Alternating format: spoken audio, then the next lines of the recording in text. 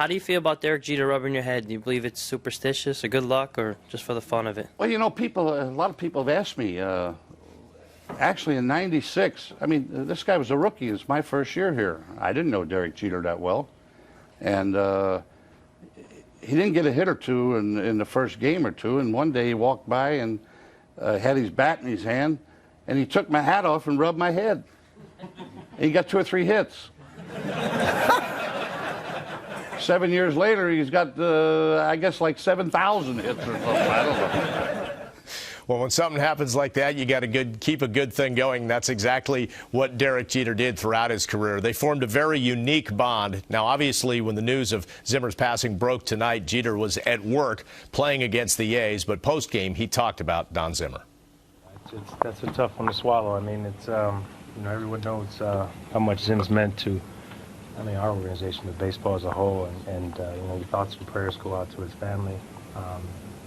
But you know, that's tough news. I found out about halfway through the game, so that's a rough one. Derek, what mean to you?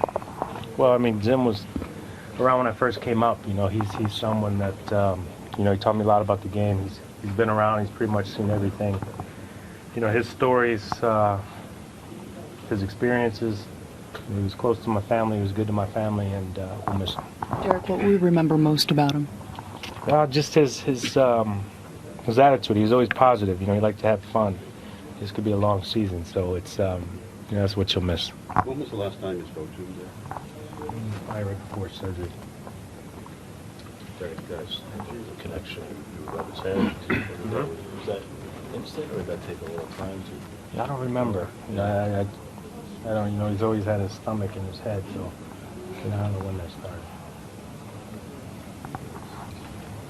There's already anyone moment or story about him that stands out to you for the 8 years you guys were together? Or I don't know if there's one. I mean, there's a lot. I could sit here and talk to you for days about Zim, but yeah, it's a tough one. What are your thoughts on the day that he confronted Pedro?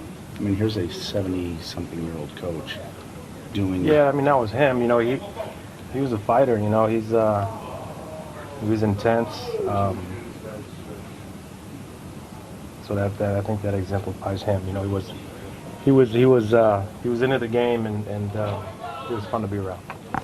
Derek, how does something like that spread through the clubhouse? I found out about halfway through.